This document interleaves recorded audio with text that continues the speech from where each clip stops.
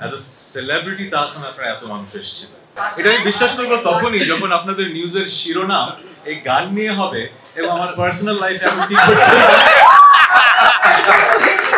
আমি সেলিব্রিটি হয়ে উঠতে পারি। আমি আসলে যশ খ্যাতি এত পেয়েছি, আমি কাটতে চাই না সেটা আমি বলছি না, কিন্তু আমি আসলে এই জায়গাটাতে খুব বেশি আমার প্রেম যে আমার এই গানটা কি আমার ভক্ত শ্রোতাদের মনে আমার সেই বন্ধনটা তৈরি করবে কিনা, কারণ আমি যা ফিল করেছি লিখেছি সেটা ওনারা বুঝতে পারছেন কিনা। আমি ধন্যবাদ জানাবো সেদিকে এত সুন্দর একটা প্রজেক্ট অর্গানাইজ করার জন্য। ওর সাথে আমার অনেকদিন ধরে কাজ করার কথা ছিল, কিন্তু এই প্রথম কাজ হলো। সো খুবই খুবই শিল্পী, thank you Shiti for this invitation. ক্যারিয়ারের প্রথম 10-12 বছর শুধু একা নিজের সুরে গান করতাম, তারপরে সাজিদ আসার পরে আমার জীবনটা একটু সহজ হয়ে গেল। তারপরে আমার লেখা শুরু করতে যতটুকু সময় লাগে তার চেয়ে অসম্ভব বেশি রকম পরিশ্রম দিতে হয় মিউজিকটা ট্র্যাক রেডি করতে, মিক্স করতে, মাস্টার করতে। সো সাজিদ আসাতে আমার সেই কাজটা অসম্ভব সহজ হয়ে গেছে। আর আমার ধারণা না, আমার বিশ্বাস, আমার গলার মিক্সিংটা আমার জীবদ্দশায় সাজিদের চেয়ে ভালো কেউ করতে পারেনি, পারবেও না। I am grateful that he exists. Artist আর সেলিব্রিটি দুটোর মাঝে কিন্তু একটা তফাৎ তৈরি করে ফেলি। যেরকম আপনারা আমাকে দেখছেন অ্যাজ আ সেলিব্রিটি তাহসান আপনারা এত মানুষ এসেছিল, এই যে 100 ক্যামেরা, এটা কিন্তু সেলিব্রিটি তাহসানের জন্য এসছে। আর্টিস্ট তাহসানের জন্য কয়জন এসছে? তাই কি আসলে?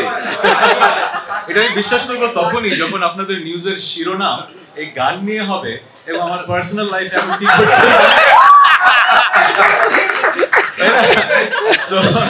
আমি যেটা বলতে যাচ্ছিলাম, আর্টিস্ট সেলফও আছে, সেলিব্রিটি সেলফও আছে।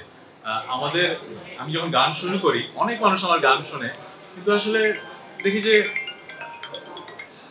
মানে যে সময় অনেক হিট গান হয়েছে শুরুতে, আলো, প্রেমাতাল, ঈর্ষা, কখনো কোনো অ্যাওয়ার্ডে নমিনেশনও পায় না। আমি তখন বুঝতাম না ব্যাপারটা যে কি ঘটনা, কি এই গান তো বাংলাদেশ সবাই শুনছে, এই বছরের সবচেয়ে হিট গানের মধ্যে এটা, তাহলে আমার নমিনেশনও পায় না কেন? তারপরে যেটা বুঝলাম যে আসলে আমার গান হয়তো অসংখ্য মানুষের হৃদয়ে যোগান দিচ্ছে, কিন্তু আমি সেলিব্রিটি হয়ে উঠতে পারি।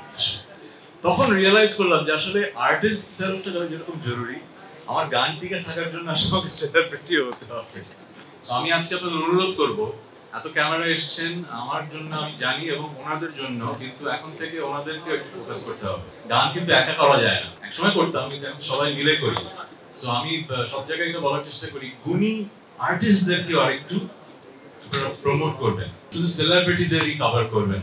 কাটিতে আমরা সবাই চাই, কিন্তু আমরা আসলে শিল্প চর্চার কথা বলতে চাই। আর চন্দন ভাইয়ের কথা কি বলবো, ইজ আ ব্রিলিয়েন্ট মেকার। আমি ভিডিওটা এখনো পুরোপুরি ঠিক মতো দেখিনি, কিন্তু আমি জানি ওনার উপর আমার আস্থা আছে। এখন দেখব সবাই, আমার আস্থা আছে এই ভিডিওটা অনেক অনেক ভালো হবে, কারণ সেটআপটা দেখে আমার খুব ভালো লেগেছিল।